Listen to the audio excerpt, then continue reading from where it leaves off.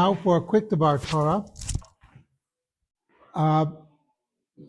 This is a double parsha, as we know, Acharei Mot and Kedoshim. As I mentioned before, the issue is, Kedoshim is a very interesting concept.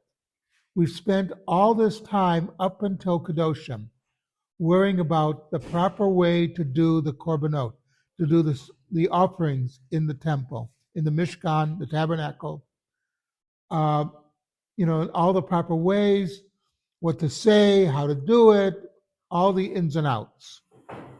Along comes Parshat Kedoshim. You will be holy. So we're now ready to find out how will this holiness affect us. And what does it concern itself with? Nothing to do with korbanot, with offerings. Okay? It is basically concerned with how we treat each other in a just society. It's basically putting everything in perspective. You have laws concerning the proper behavior in holy places, that you don't behave as you would just anywhere.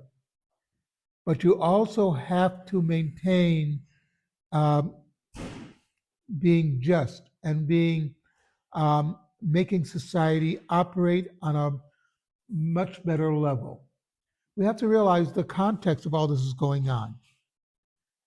One of the things that many people say is the Jews were just copying the religions with the Tabernacle, because every religion had a central service somewhere, etc.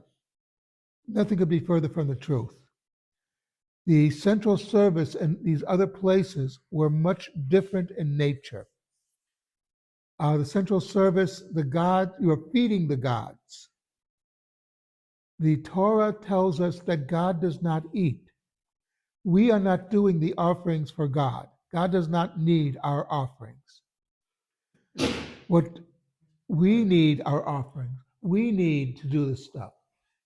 And that if you don't do it in the proper perspective, it means nothing.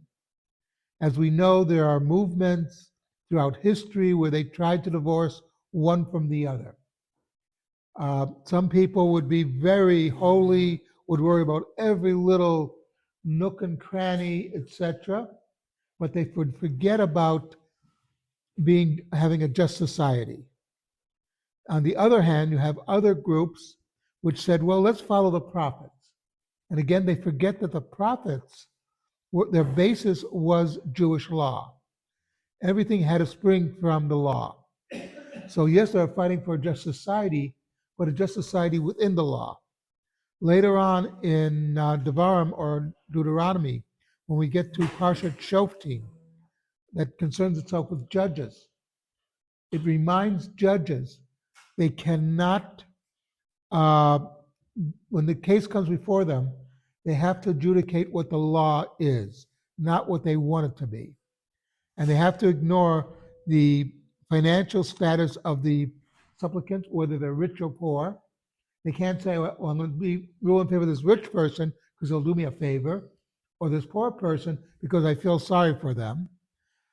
He can't look at if they're famous or not. He can't look at their place in society. He has to look only at the law and the facts before him. And that's basically why Kedoshim is there, to remind us that in a just society, we adjudicate society by making it a better place for us. Something to think about.